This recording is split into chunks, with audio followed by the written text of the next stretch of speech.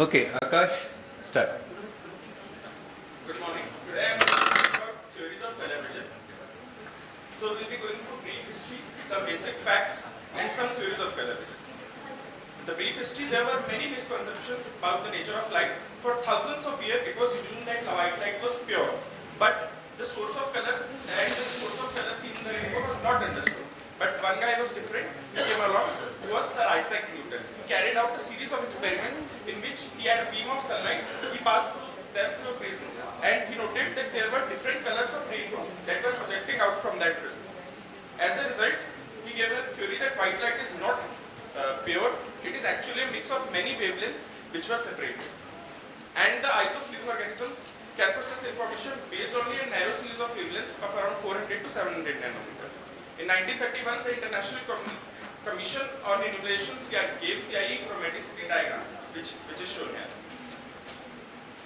So there are some basic facts about vision. There are three qualities of color: hue, brightness, and saturation.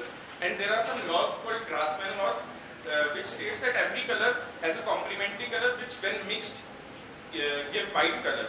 And after that, there are some mixture of non-complementary color, which when mixed gives intermediate. And there are Ebony's law, which states that the luminance of mixture of differently colored lights is equal to the sum of luminance of components. So the first theory is trichromatic, or Young-Helmholtz Maxwell theory, which states that there are three kinds of cones. The first type is the short wavelength sensitive receptors, or the blue cones. The second class is the medium wavelength sensitive receptors, or the green cones. And the third one is the long wavelength sensitive receptors, or the red cones. These accept the lights in different frequencies, they get activated and produce the intermediate. And each molecule of these cone pigment consists of a chromophobe and an opsin. The chromophobe is the same, that is retinal, and opsin is due to different chain of amino acids which give the property of absorbing different type of wavelengths. The drawback is that though it accounts well for laws of color mixing, the opponency theory cannot be explained, which states that some colors are mutually exclusive. We can never see them in combinations such as reddish green or bluish yellow. And there is also difficulty in explaining complementary color and after image. So the next theory came along for the Hering's theory of opponent processing, which was updated by Hurwitz and Jameson. It states that there were three opponent color channels in retina, two chromatic and one achromatic. The chromatic color channels were red and green, and blue and yellow, and achromatic color channels were black and white. So these pair sensation in an opposite or antagonistic manner.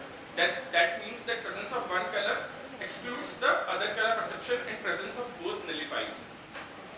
So as I stated, these are mutually exclusive color, and for example, red light which stimulates red cone simultaneously inhibits green cones. Similar is for bluish and yellow. And color vision is trichromatic at the photoreceptor level, and color opponency occurs at the ganglion level.